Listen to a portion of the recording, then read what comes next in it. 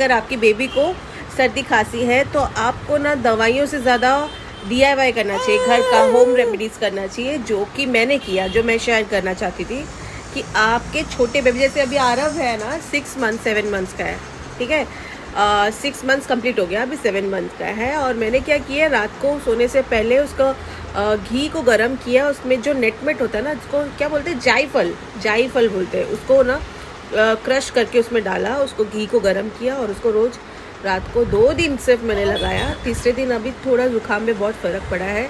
Nebuliser तो बहुत ज़रूरी है क्योंकि उसको ब्रीदिंग में इश्यूज़ हो रहे थे। तो अगर आपका कोई होम रेमेडी है तो आप भी शेयर कर सकते हो कमेंट में।